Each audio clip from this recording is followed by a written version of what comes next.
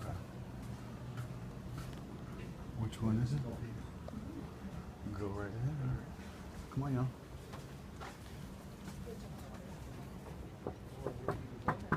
Hi. Mr. Cowell's in? He is, but he's supposed to be in a meeting shortly.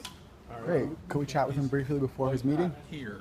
He's Oh. in a meeting someplace else, and then Okay. He'll be back.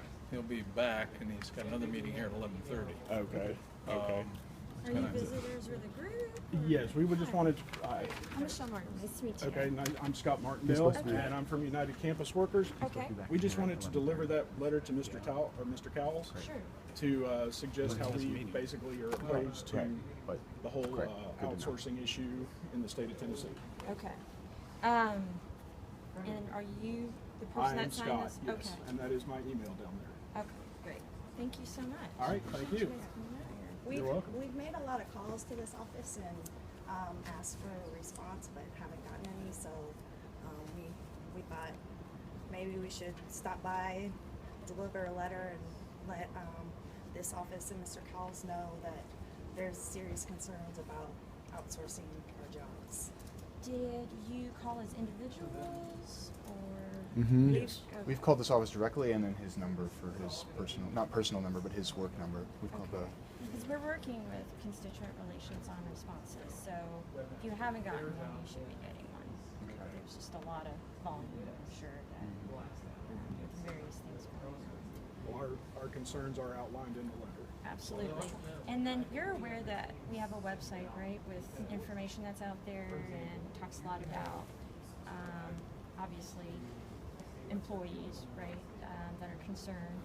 And so it talks about the protections that the state is, considering and guaranteeing, basically, that would say transition. So just letting you know that that information's out there. So I understand that doesn't necessarily cover all the questions, but we really appreciate you coming out.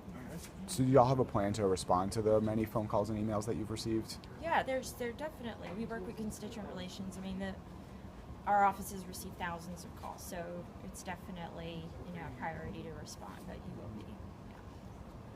Y'all have received thousands of calls, yeah. Yeah, we work with the governor's office for constituent relations, and so there's been a lot of different issues that receive those calls. So there's a high volume. Oh, right. If you receive a number of calls on a particular issue, how would you respond publicly to those concerns of the customers of Tennessee? The constituent will receive a letter. Okay. Yeah. Okay. Well, I mean, we've called enough messages, so how would they know where to send the letter? Because we never heard anybody from this office. Did you leave your contact information? I mean, Yeah, I've left my cell phone number. What phone number are you calling? this office this directly, office and here, then yeah. his business line. What's this office directly though? What's the phone number? Because there's like got a it. person. Yeah. I'm gonna look it up. Yeah, I was just wondering if you had a better number for us. It actually took about 45 minutes to even find the number in the Yeah. first place, which is, a bit ironic given that it's the customer-focused government office. But nonetheless, if you have a better number, that would be much appreciated. Well, we have, like I've mentioned, a web page with all the information out there, all the data behind this, the business justification report, the employee protection information, and then there is a contact information on that website. And then I am the the communications manager. So my number's out there. You can call me anytime. Can you tell us your number now? Absolutely. I'll give you my, it's on the website, but Well, we're here now, so I'll give you my card. I'll give all of the you. card will be beneficial. Yes.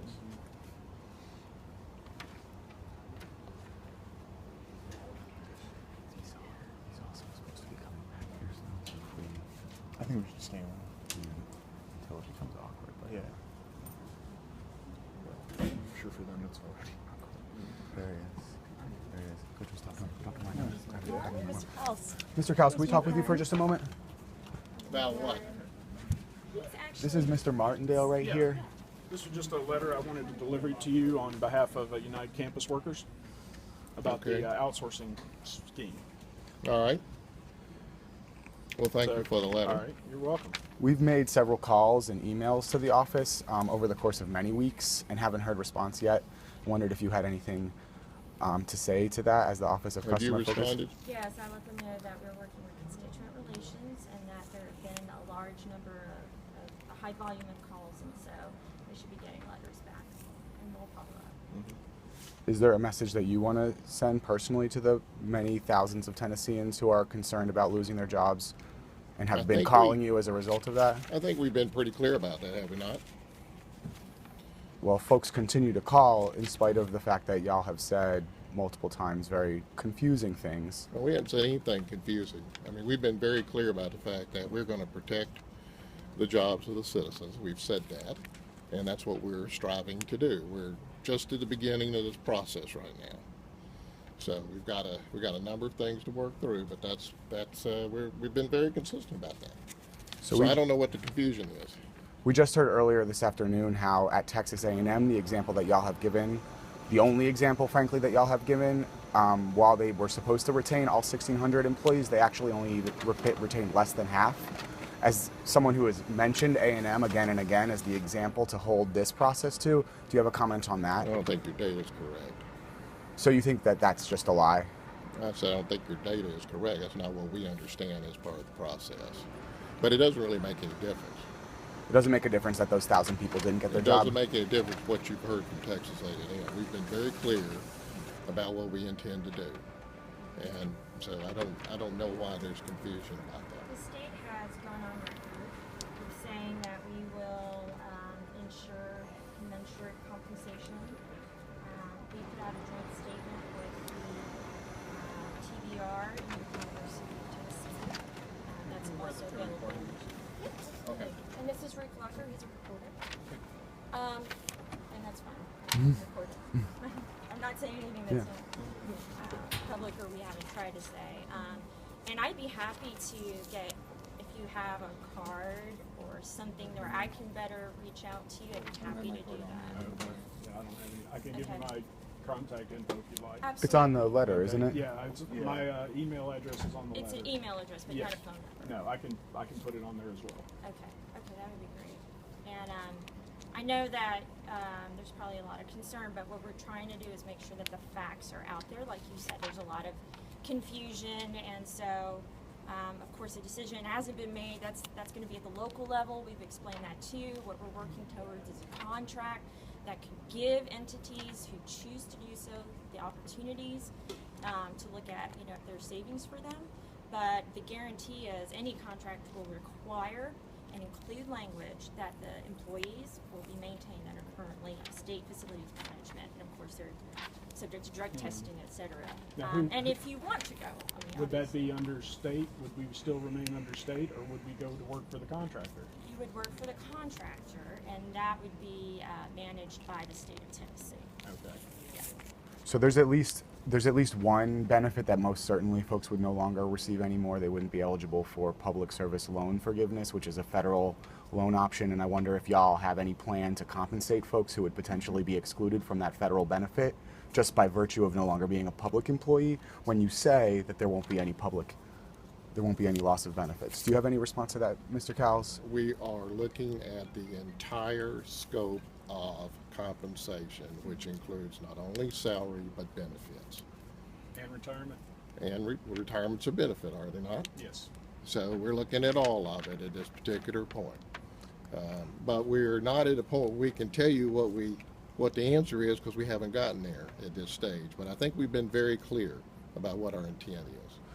And So I y'all don't have know why- included very clear numbers about what the savings are, in spite of serious questions from many people in Tennessee, including legislators. So to your point about facts, are y'all going to cease the process until the third-party audit of the $36 million that everyone seems to think is impossible to achieve, given the stipulations you say you will include in the contract, Well, will be everyone achievable? doesn't think Are- it's impossible to achieve, number one. And number two, we're not going to stop the process. You won't stop for an audit. We're going to get the audit done. We can always stop once the audit is completed and we get the results if it's not basically satisfactory or conducive to moving forward. I mean, we can do that. We don't have there's Not- no definitive point until we basically are signing a contract. What was the reasoning behind doing an audit and the RFQ and MP process at the same time?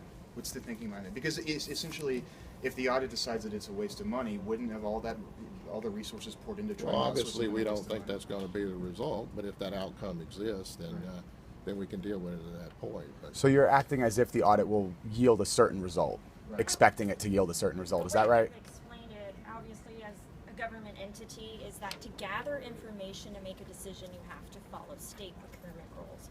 And so in order to do that, it is a very lengthy process. And so going through just to get a third party to validate is a procurement activity. Then trying to understand what kind of service provider qualifications are out there is a procurement. And so doing things concurrent does not in any way guarantee that the results of the validation would in any way not stop the process. Obviously, it doesn't make sense from a business standpoint for the state to move forward with this. The state wouldn't do that.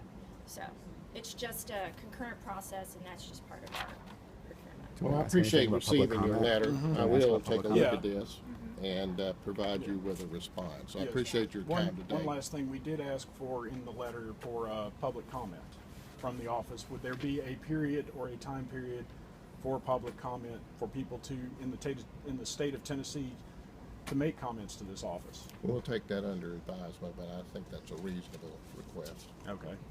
Thank you all. Thank you. Appreciate you coming out there. And then I gave you my business card. Right. Did I have everybody it, get one? yeah. They Okay. mentioned And then, everything do you in want the to give me